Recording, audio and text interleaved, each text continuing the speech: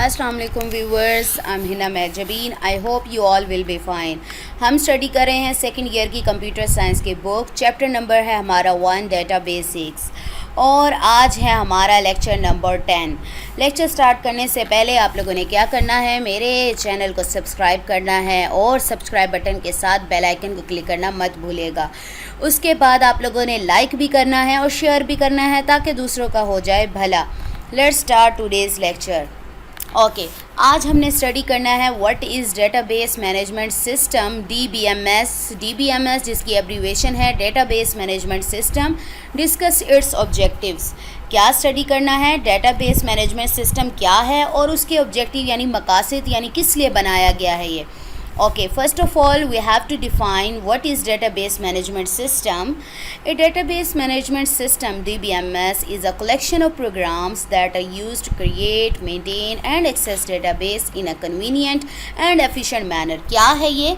collection of programs है जो कि इस्तेमाल होते हैं क्रिएट करने के लिए, बनाने के लिए, मेंटेन यानी बरकरार रखने के लिए और एक्सेस यानी हासिल करने के लिए या रसाई हासिल करने के लिए डेटाबेस को कन्वीनियंट यानी मौसर, आसान तरीके से और काबिल तरीके से यानी अच्छे तरीके से। एफिशिएंट कहते हैं, वैसे तेज़ को भी कहते हैं और मुनासिब मौजू को भी कहते हैं यानी मौजू तरीके से।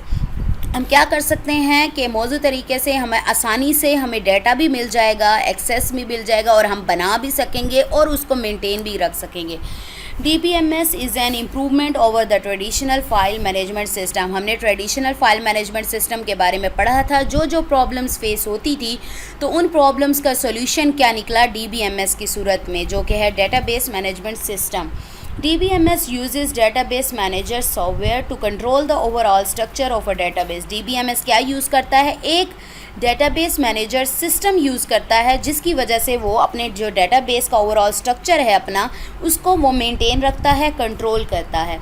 DBMS is normally used by larger और medium organizations for different purposes.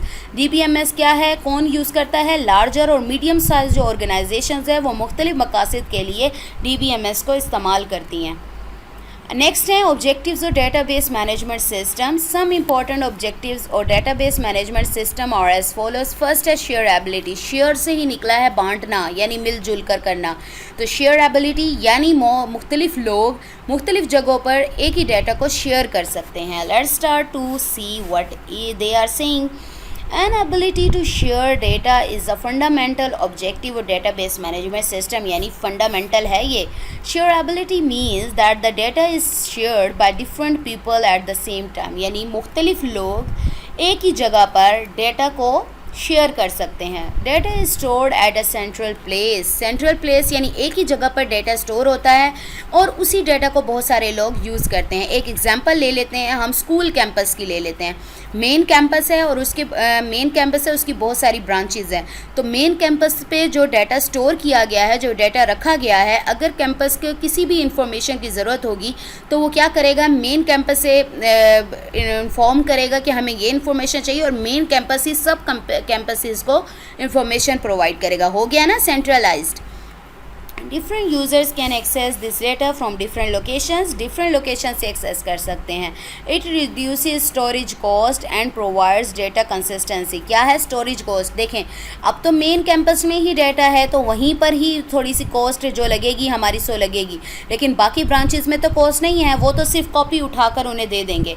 और डेटा कंसिस्टेंसी भी प्रोवाइड करेगा यानी अगर एक ही स्कूल है उसकी बहुत सारी ब्रांचेज हैं तो हर कोई अलग-अलग सेपरेट अपना डाटा जब स्टोर करेगा तो कंसिस्टेंसी नहीं रहेगी यानी किसी ने सेम डाटा हो जाएगा। ठीक है। Next availability. अवेलेबल से ही निकला है यानी मुहैया करना यानी वक्त पर मौजूद होना, जब भी ज़रूरत होगी हमारा डाटा अवेलेबल होगा। Availability means that the users must be able to access data DBMS easily. क्या है? एक्सेस कर सके डाटा को और DBMS को easily. The data should be available when and where it is required. Data को available होना चाहिए जब और जहाँ इसकी ज़रूरत हो हमें। इवॉल्वेबिलिटी कहते हैं यानी तब्दीली वगैरह कर दें यानी उसी तरीके से वो भी तब्दील हो जाए, ज़्यादा नुकसान ना हो। Evolvability means that the DBMS should provide the facility to change the database due to increase in user requirements or change in the technology. हाँ जी, DBMS में यूज़र की रिक्वायरमेंट चेंज है. सपोज करें आपको एक सॉफ्टवेयर बनाने के लिए या डेटाबेस बनाने के लिए दिया गया है, वो आपने बना कर दे दिया है, लेकिन कॉलेज या यूनिवर्सिटी की रिक्वायरमेंट अब दोबारा चेंज हो गई है. वो कहते हैं कि हमें कुछ न्यू ऐड करके दें या कुछ ये चेंज करके दें. तो इसमें क्या होगा, DBMS इस लिहाज से बहुत आसान है कि इसमें चेंजेस की जा सकें, कोई नुकसान नहीं होगा. ठीक है, आप इजीली इसमें मॉडिफिकेशन या चेंजेस कर सकते हैं. अच्छा, availability means that DBMS should provide the facility to change the database due to increase in user requirements or change in the technology. The change in database may occur in two ways. दो तरीक़ों से हो सकता है. It may be changed if the operation of an organization expanded. ठीक है, या तो उसके ऑपरेशंस बढ़ा दिए जाते हैं.